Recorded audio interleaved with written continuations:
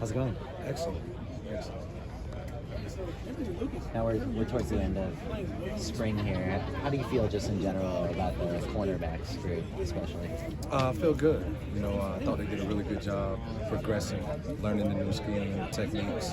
A lot of the things that we were trying to get done had nothing to do with football, right? All mental, trying to change the way we think, change the mentality, and do things the right way. So I thought they did a really good job of grasping that and embracing their new job responsibilities. Where's Jacoby Covington really kind of stood out for you?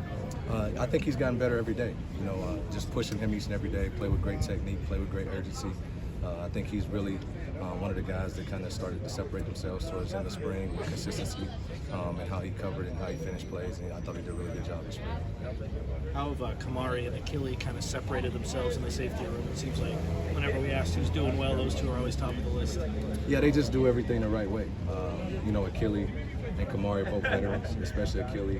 He's kind of assumed a large part of the leadership role in the room. Football is very important to him. He lives it every day, does everything the right way. Great example, embracing his role.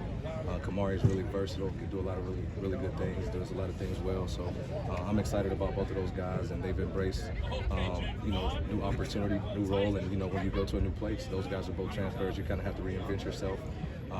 They've gained a lot of respect from their teammates, so I'm really proud of what they've done so far. Looking forward to coaching those guys and expect a big fall from those guys moving forward. As far as roles go, Prophet Brown, what role is he developing for himself? Yeah, I thought he ended, in the bowl prep and did a really good job as we were coming in. He's played multiple positions in the secondary, embraced his role really well, gotten a lot better each and every day. So really proud of where he's at, and I think he's going to continue to progress, and I think he'll earn a role on our team because he can do a lot of different things well. So we're excited about where he's at as well. Obviously, it seems like length and size are a big thing for defensive backs in this scheme. Any other aspect of the scheme that, in terms of characteristics, maybe that are ideal you're looking for in defensive backs? Yeah, I think we need multiple guys with different sizes and different skill sets. We want guys who are versatile, who do a lot of things well, and we really haven't recruited just cover corners. We want well-rounded football players that can cover, that can tackle in the secondary, and they got to be able to be smart and communicate as well. So, kind of still piecing this thing together and moving pieces around like a puzzle and see where they end up as we go into the fall. What can you tell us about Jarvis Boatwright, a young guy? I feel like we haven't heard much about him. What does he do well? Oh, he's done a lot of things well. He's still a high school kid right now that's going to prom and all those type of things. So just trying to bring him along, and all the older guys are kind of embracing him, and we mess with him a lot. He's done a really good job of being acclimated. A kid from Florida moving to the West Coast, just trying to get acclimated and do things the right way. But he's progressed tremendously throughout the spring. Just fundamental football technique, learning the different assignments and alignments. So I like where he's at right now for a freshman. You able to determine during the springtime whether someone like a Marcellus Williams could be an impact player for you in the fall? I think he had a good start. He did a really good job. He's mature beyond his years, very calm, never panics, plays with great technique. He's the youngest of three brothers, coach's kid, and so the learning curve for him was smaller, but he got in there and competed. He competed with every group, so he got to go against everybody, and I think he held his own. So I'm really happy where he's at, and I think he has a chance to contribute if he continues to develop and does things the right way. What are you looking for in this group, the spring game on Saturday? Just to be competitive, win one-on-one matchups, be physical at the point of attacks, how we play blocks, the energy that we bring, and we want to set the tempo for practicing in the games with the way that we play.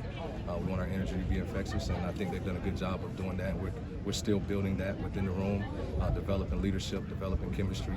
So just wanting to play hard, have fun, end this thing the right way, and do things with a consistent nature. There's a lot of competition in the cornerback room. What more than anything else are you looking for in those positions for the guys to step up? Consistency and performance, great energy and passion for what they do. And then obviously we got to do a really good job of covering people and being competitive. The number one goal for us out there is not to give up the long ball and compete every play. And there's going to be a lot of competition, but I believe the competition brings success. So we're going to continue to move the pieces around, move guys in different groups, and everything we do, we got to earn it. Nothing is given, so we're going to continue to keep the same process and do things the right way, and hopefully, the cream will rise to the top as we get a little bit closer to game day. You coach the guys to be aggressive. How do you translate that with the footwork and keeping the guys from their hands getting too involved in the game? Yeah, I think it's a combination of a lot of things. You know, the alignment, assignment, you know, being very detailed within your job description of what you have to do.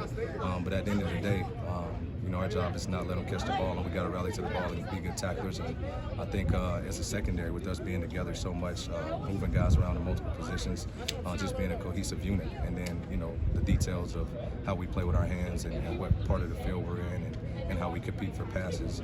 It kind of all goes together from the bottom to the top. So we'll continue to work on all those different details to make sure we're in the right spot and playing with the right technique based on the call and the coverage.